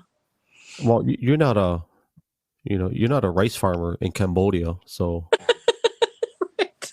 you don't need to do the okole to It's the grass. length of the femur. Some people just can't. Well, you can do the So for guys, It's a this is not an ratio. exercise show, okay? But always seek your position before doing these exercises. But I've done a few. So if you get these two plates, um, Yeah. right, you put them on the ground. The smallest, do the 2 pound plates, put them on the floor, Yeah. and you put your heels on it, and you can do squats that way too. For those Right. that have issues, that's Yeah. one little trick. And I have a slant board as well. So I've got all the tools for it. I'm just bit by bit getting the room organized. I have a living room that I don't entertain, so it's becoming the home gym. So that's more important to me. Yeah. We have a barn. I'm embarrassed to show the pictures yet, but we have a barn right outside my my window that I want to convert into a podcast studio Yes. / gym. Yes. It's going to take a lot of work because I know. I got 1, 2, 3. I have 3 sets of tires. They're all in bags. I have lawnmower equipment. So I want to convert that barn into a podcast studio / This is like my garage. It's full of stuff. I'm not a pack rat, but my dad is, and so my dad lives on property with us. He has his own. Yeah. Yeah. My dad bought a what do you call those things? Do you think this is like the era that we're all gravitating towards the home gym thing? A lot of people are doing that. Maybe, like, I believe in a gym. I do, because I travel, right? So obviously, Yeah. I have a membership with I think it's called Snap 20. I forget what it's called. Snap Fitness, I think it's called. But the home gym will be mainly just for my boys because Right. they're too young to go to a gym. So I want to. Yeah. It don't have to be elaborate. I'm probably going to get power blocks. I love power blocks, are awesome because you can get a ton of weight in a small little footprint. Yeah. I used to have 120-pound dumbbells, but you could take out the plates and it'll drop down to like 5 pounds. Right. So power blocks Yeah. are awesome. If anybody's never used them, they're great for apartments. They're great for people that don't have a lot of space. Yeah. You know what And I'm doing? I've got a thrift store locally that I kept trying to remember, where did I see them? Where did I see them? Because have you seen the price of weight plates? I mean, like they're around expensive. $2 a pound in some cases now for new stuff. And I mean, I'm talking iron. I don't like the ones that are plastic. I don't like that. So this thrift store, I remembered where it was, and I beat feet over there, and sure enough, they got a big stack. So I'm squirreling those home bit by bit. I came home with 105 pounds worth of those plates for $60. I'm happy. I want you to do this because I'm going to go to the bathroom. I got to pee real bad. Can you walk us through a typical workout routine, and take a long time because this is going to be a long pee. So, guys, I'm going to have Tala share her workout routine. And this is real, bro. Tala's my friend, so I know I can trust her to do this. I'm going to have Tala explain a typical workout routine / routines, and I'll be back in like probably 45 seconds. Okay. So first, I just want to say thank you to everybody who actually joined on the various platforms. Because we didn't get Facebook this time, but Instagram, Twitch, X, you guys are awesome. If you came in here, I can't see comments, unfortunately. We're working on that. But my workout, I want to go back to 2018 and 19. So at that point, I was not very active because I was living with a great deal of disability. And so the person who came into my life at that time became a very good friend, and he walked me through everything. The first thing he threw at me when I was in an emotional meltdown over something was, he said maybe 10 push-ups would help. Well, nobody had ever thrown that at me before. And I went, okay. So what he did was he just kept adding exercises, and that's why I'm doing this challenge that way, rather than switching, add something after a couple of weeks. And at one point he was adding new stuff every couple of days. Once I got competent with something and he knew he could rely on me. So those 2 years were a lot of push-ups, because that was pretty much the consequence for anything that I mouthed off about or didn't want to do. More push-ups. Yes, it was like being in boot camp, and that's what I needed at the time. So most of what I was doing was calisthenics, so bodyweight exercises. I was doing sit-ups. I don't do sit-ups anymore. There may come a time when I want to do that again, but it's not the best thing when you've got low back issues. So man, push-ups, burpees, jump squats, speed rope. I did a lot of jumping rope. I got to where I was running. I can't run right now. I'm working my way back into that. A lot of walking. I was hitting at least 10,000 steps a day. Pretty much anything you could think of in the calisthenic category, man, I was tackling it. I just added a lot of weights exercises now. Yeah. Do you wear hokas? What? It's called. Oh, yeah. Hoka One. Do you have those? I don't have any. No. Hey, Hoka One. That's it. Yeah. I'm gonna give a shout out to brother Robert. Good to see. He's on Instagram Live, and then I think Tommy Christie's joined. I don't know if he's still in there, but I love this Instagram Live. I wish I could pop the comments on the screen, but anyways, I know, right? Maybe eventually. It's yes. a stable platform for me. I mostly wear Under Armour, Asics, Brooks. I love Brooks running shoes, man. Those are my go-to. Wow. Yeah.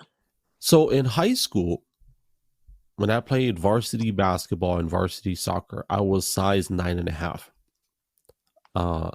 That was 30 years. Oh my gosh, 30 years ago, 35. Wow, we're old, Tala. Yeah. Yep. Getting there. You're old. You're ancient. I'm old. You're ancient. But now that I'm 48, I wear a size 12.5. And I can't figure that out. So either somebody's a liar or I'm still growing. My feet are growing. Okay, manufacturers, it varies. And so I tend to rely on the European size, which I wear approximately a 39. But even that varies. It's 39. Is that centimeters? What is that? I think it is. I think that's what. So I can wear anything from, well, it used to be 6.5, but I would say 7.5 to 8.5 in women's. But the reason that European number is important is because sometimes I'll get men's or actually boys' shoes in that size range. So I'm just looking at the little tag in the tongue to see what, where does that land. But even on manufacturers, it varies. Your feet, however, will grow a little bit more into adulthood. People don't realize that. Like my mom bought me really good leather boot roller skates when my feet stopped growing. I can't get my foot in them now.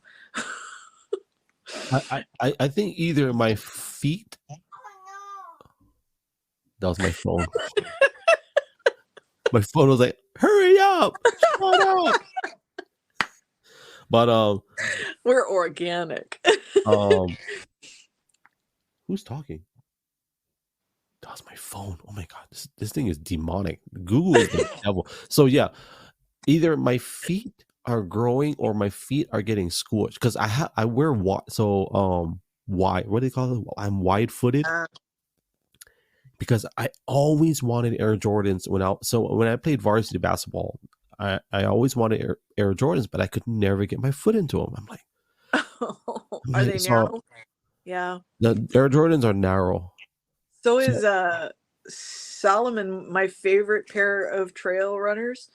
They're narrow. I mean, if my feet are at all swollen, forget it. Jim also has a wide foot, but here's the thing. He was wearing 14 for I don't know how many decades, right? So he went to get measured for hiking boots first time since he was a kid, I guess. And the guy goes, "No, you're a 15." Like, what? Were you folding your toes up? So I buy his shoes in size 15 now. Yeah. wait, who's 15? Big Jim. His shoes are expensive. It's hard to keep him in shoes and boots. Wow. Yeah. Size 15 is expensive. You know what's expensive, family. So for those of you that have, if you don't know, how you say it? Plantar? Plantar fasciitis. Yeah, Yeah. yeah, plantar fascist. If you are a plantar PF. fascist, um, good luck on finding cheap because you got to get the insoles that they make just for your feet, which is like $400 to $500, Yep. and then you got to buy the shoes that are made for your feet. And I You think know some what of though? You conspiracy, don't need it. yeah. So I know that, but even though like if you get medical to cover it, buy them. But if you don't, Yeah. buy Well, whatever here's shoes. the thing though. I mean, it's a like anything in the medical community, it's kind of a split belief about what works. And they wanted to put me in a rigid orthotic, and I said no. And I'm so glad I did because your toes should be able to split apart and grip the ground. You should have that flexibility in your feet. And Like so this. 2 years of flare, If I you didn't should be need, able to. no, I'm gonna call you on it because, Bron, come on, guys. Like, if you are dating a girl and her feet look like caveman from like the paleo whatever You era, follow Leo Urban. But here's the thing. Here's what I found out, and this was a hard pill to swallow. Um, I get into physical therapy this year, and my therapist tells me that I'm not engaging my toes correctly, and I'm all, what? Okay, all right. Where do we go from here? So this was a big part of why I had so much pain and why I kept going through these flares with the PF. So I have to do exercises at the time I couldn't individually raise my big toe. Okay, so you should be able to raise your big toe and bring it out a little bit. I couldn't do that. And then you do exercises with your other toes, like hold the big toe down and raise the rest of them. You should be able to do that. My feet were not strong enough for it. So that's the most important thing for management of this condition. And if you put yourself in a rigid orthotic, you're preventing your foot from getting the flex and exercise that it needs. Your body's meant for movement. Yeah.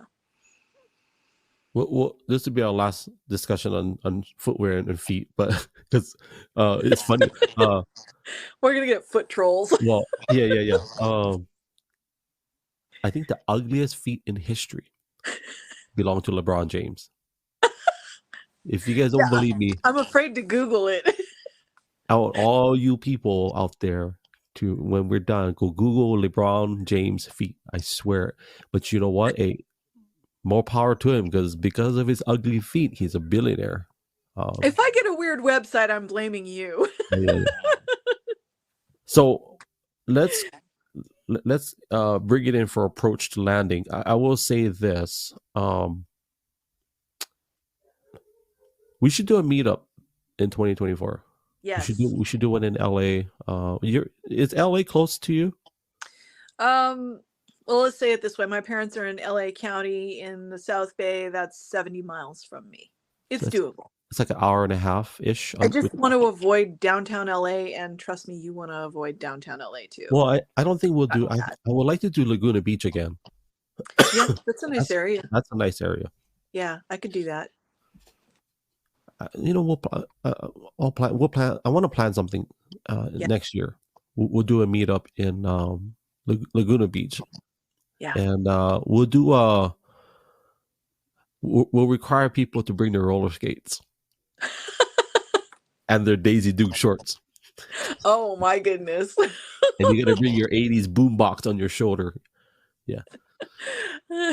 That is Laguna Beach, right? It can be, I guess. I mean, I think the last time I was there was when I saw you. Yeah. You don't want to go to Venice Beach. Venice Beach Venice Beach is what I meant. That's where we had our last meetup, was Venice Beach. Okay, yeah. Well, it's okay. They're trying to clean it up, but it has gone downhill. There are some problems. So I would say research crime rate issues before you pick a spot. Well, that's why it's such a cool venue, because it's risky and it's exciting. You gotta dodge. We live dangerously. You gotta dodge the what do you call it? You gotta dodge the fentanyl guys. You gotta dodge them. Oh my God. You know, it's funny. Man, we're just talking a bunch of low stuff, but You can't take us anywhere.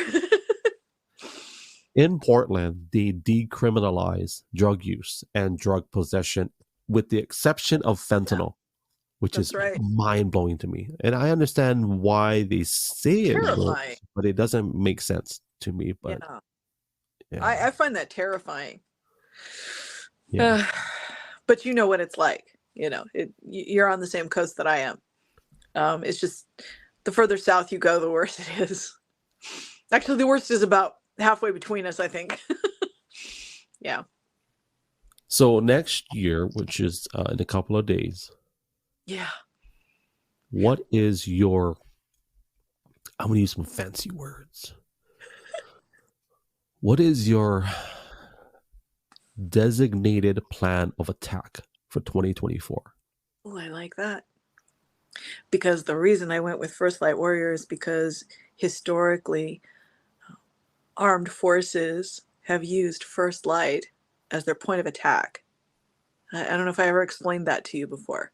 Because at First Light, you have visibility, but your enemy may still be sleeping, right? So, wow, point of attack.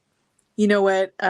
Everything about my lifestyle is all about that fitness.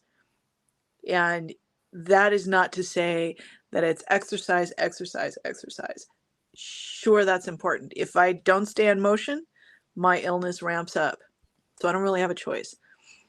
And so when I say fitness, I'm talking about everything from what's on my mind when I first wake up.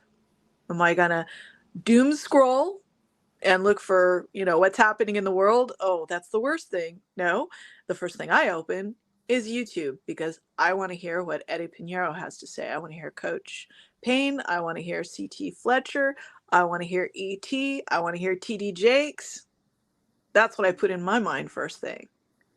So I got off track on that for a while. I did. Consistency. That's the most important thing. Just stay consistent with that and really work on me. So my work should stem out of what I'm doing to work on me, rather than it being I need to create content. The content should happen because something great happened for me, and I want to share that. I think that's the most important thing. I think it's powerful that you have CT Fletcher and TD Jakes in the same sentence. Right? One guy dropping F-bombs, another guy taking you to Jesus. Right? You might name TD Jakes after listening to Yeah. Family, if you don't know who CT... They're both dead on. I mean, he's just unfiltered. Yeah, they're obviously they're both powerful influencers. Oh yeah, and they have been for me. And why? Well, look, the first time I saw CT Fletcher, he was talking with Oh Lord, I forgot his name, but he's someone else that I follow on Instagram. Total blank. And I was like, who is this crazy guy? I had never seen him before. And I'm like, well, years later, I meet Kyle. Kyle's very much influenced by CT, and he was the one who got me listening to him. And I went, oh, wait, that's that guy. CT Fletcher is amazing. I actually got a workout routine from him, the one where, so I would do a warm up set, usually with the cable pull downs, and so I would, Yeah. so the goal is to do 10 sets of random weights. You don't know what they are. You have to have a partner to do it. That's the only way. And the reason, the mentality behind that is that your mind, within a matter of a split second, will already tell your muscles what to expect. Yes. Once your mind knows what's happening, it tells your muscle, okay, get ready for this. The problem with that is sometimes you don't push your hardest, and sometimes you don't go to your limit, or the opposite. You there's all kinds of emotions that are involved in that. So CT Fletcher had this workout where I copied. And so if my wife was at the gym with me, I would tell her what my max. And so at this particular gym, I could do the whole rack of, I think it was like 150. So I could do the whole, so I told her I can do that, just whatever you choose. I'm going to do 10 to 12 reps of each set. So I wouldn't even look at what she's doing. I crank it out, do 10 reps. It's okay. She pull the pin, put another weight. I wouldn't even know what it was. And as soon as I pushed down, I was like, oh crap. And I just pushed down. And then there'd be times where it's super light, and I would still squeeze the muscle tissue no matter what. And right. Engage correctly. Yeah. And that's CT Fletcher. That was one of the best workouts I ever had. Have you seen him coach somebody through Preacher Girls? Yeah, I've seen quite a, yeah. He's retarded though. Like I don't want to look like him. I don't want. He looks like Popeye. He's like a black Popeye. I don't want to look like him, but I respect his workout. You know what? In his physique aside, what is impressive about him is his dedication, which is what got him through a heart replacement. You know, that's massive. Well, he's gangster. Like, so him and we'll close it out with this, and then we'll do the rapid fire. So him and Kali Muscle, for anybody that doesn't know, they came up around the same time. Kali Muscle he's an amazing influencer. He paved his own way. He was locked up in San Quentin, which is one of the most notorious prisons in the world. But anyway, they both came up around the same time, and it's funny how at that time social media influencer was not really a thing, right? Like how it is now. I think now, if you ask the majority of people, I forget where I saw this poll, but the number one desired position in one of the polls I read was to be a social media influencer. It's just funny to me. That's an actual job position that people are looking to, for whatever reason. Yeah, it could be pandemic. It could be maybe they don't want to work for somebody. Who knows? So. Well, let's do this. Can you explain to people, we'll close it out and we'll do rapid fire, but can you explain to people what's been screaming at us for the past hour and 45 minutes? What's that behind you that's been screaming, look at me in the background? My Phoenix. And in fact, I'll show you my speed bag up there. Also has a Phoenix on it. This is a custom made by Roni. He's in Bulgaria. He's become a good friend of mine in the speed bag community, although I have not met him and might not. He makes exquisite work. So the Phoenix is extremely important to me. Culturally, it's been important to the Cherokee people, but also for me personally, just rising from the ashes. I've been to rock bottom, and I'm climbing out of that. I would say I've been there a couple of times in my life. So you'll see the Phoenix over and over in my themes. So you've been at rock bottom, you just said, right? Yeah. It's a good thing you threw away the shovel. Right? Yeah, you know what? That's a powerful statement right there. That's exactly it, because 99% of our problems we cause ourselves. That's it. Well, I understand circumstances weighing a person down, and I've been there, but it is about just making a decision. You're going to fight or not. Yeah. I think to me, like, just on our experience, my wife and I, and what we do, even dealing with people that they hit rock bottom, Yeah. and us included. Sometimes we think rock bottom is as deep as you can go, but I'm like, no, because you're still holding onto the shovel and you're still trying to dig another hole. Yep. And so, much There's always respect. worse. Yeah. Yeah. Okay. Before rapid fire, anything you want to say before we do rapid fire? You know what? Just whatever platforms that we managed to get this out on, follow both of us, please. This man has taken time out of his day to help promote what I'm doing, and I deeply appreciate that. A lot of times people will scroll past and go, okay, that was cool. Remember to follow people. And hey, if you don't like us, you can unfollow later, but hold on to us for a minute and find that out first, because we both have really important messages to share. And it's like Gilo, to me, it's, he always says, I'm just a regular guy sharing my life. Well, yeah, same here, mostly because I'm trying to help people level up. There's a popular trendy phrase these days, but I'm very serious when I say that. My goal is to be able to show people that you're not stuck with a diagnosis, a prognosis, the doom that seems to be over our heads so much these days. I am trying to show you a way to get stabilized in your life and a way out of that. Yeah. Here we go. Question number 1. What made you do this interview? I like you. Number 2. The way that you engage with people. Yeah. Okay. I'm not going to allow deep speculation. Although if you want to, that's fine. What makes you get up every morning? Purpose. Money not an issue. Where is your next trip? Money not an issue. Hawaii. Nice. Good answer.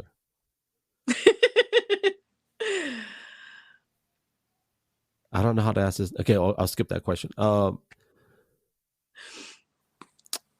Kale or tofu? Tofu. Yeah. I don't like kale. Where are you from originally? It's not a trick question. You can answer however you want to. Where are you from originally? Southern California, the South Bay. Football or soccer?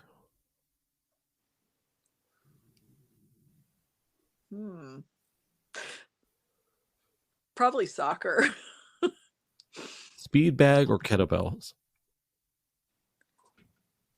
Speed bag. Where is your next dream hike? If you had a dream hike, where would it be? Oh, yeah.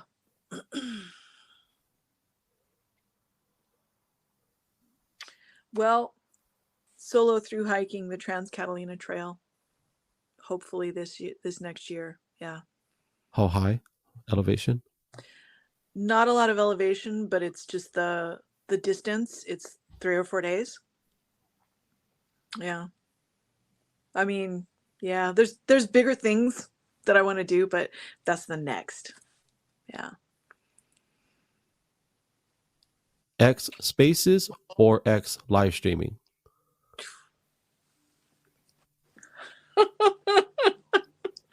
Oh, wow. That gets right to the heart of it.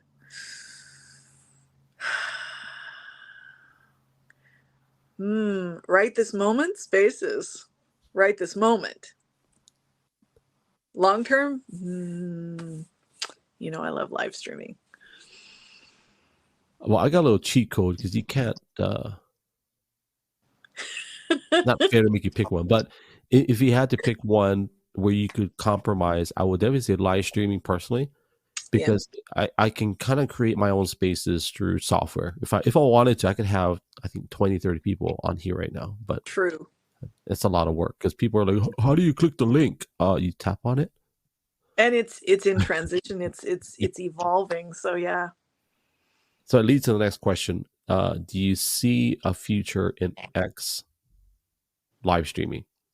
Yes, absolutely. Okay. Last question. and I think I ask this question of everybody that comes on here is, what is your desire for the generation after us? Hmm.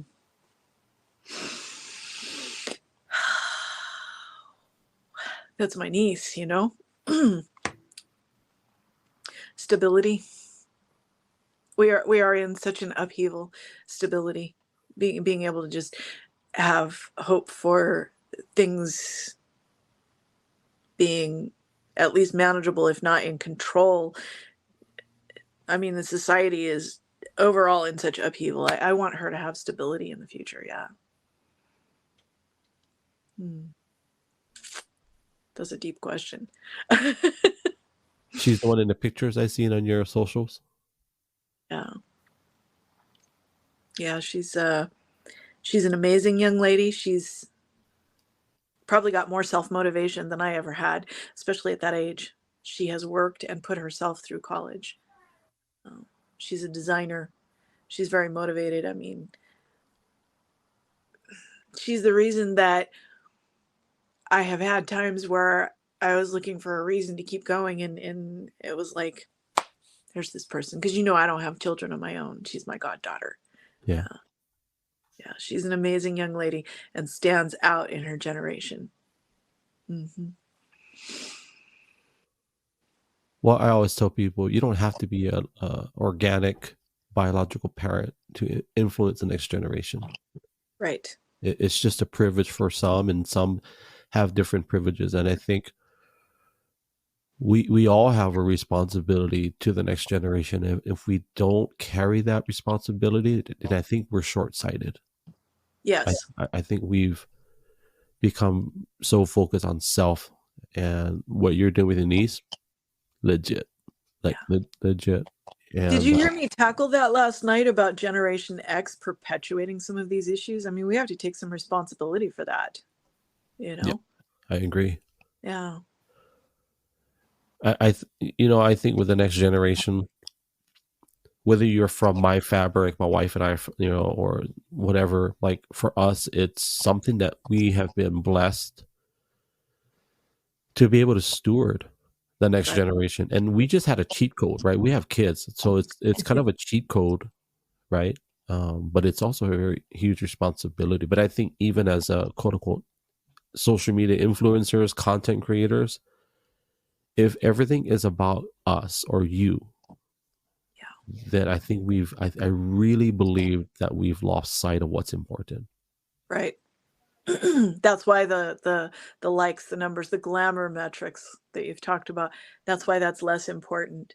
I want to hear feedback from people that tells me that I made a difference in their day. I made a difference in their life. Right. That's, never mind 100,000 followers somewhere. That's nothing. 500,000 views on something. Okay. What did it do for you? Did you learn something? Did it make you laugh? Yeah. Well, Tala, as always, from my household to yours, we love you. We appreciate you. To all of the family that has watched live on X, and my Twitch family, I see you. I'm sorry I didn't acknowledge you earlier. Instagram family, welcome to the fold. Instagram Live, for the first time in history, was with us live on all social platforms. To my family on Rumble that I don't have yet, I am live on Rumble, but I figure, you know what? We're going to make our footprint, and we're going to make it fat. And so, Tala, we love you. We appreciate you. For those of you that are not following Tala, it is Tala_no excuses. Yes. On all socials. Yes. Follow her on Instagram, because Instagram is a lot more glossier than X. Sometimes X things get lost in the timeline.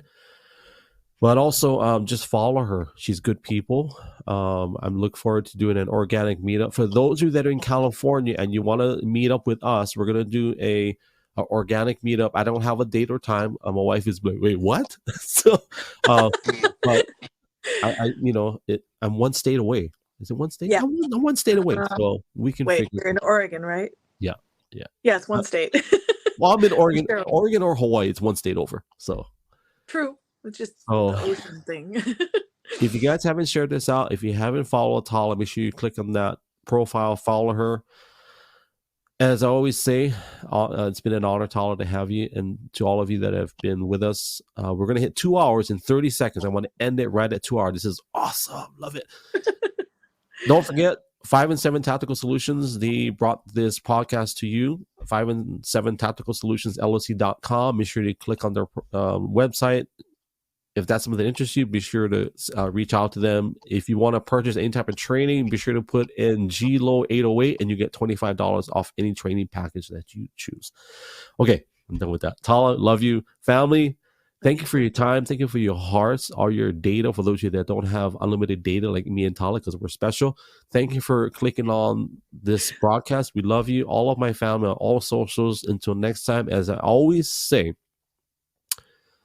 love you guys. God bless you guys. Ahui ho, aloha, and mahalo. Yes, sir. Chew.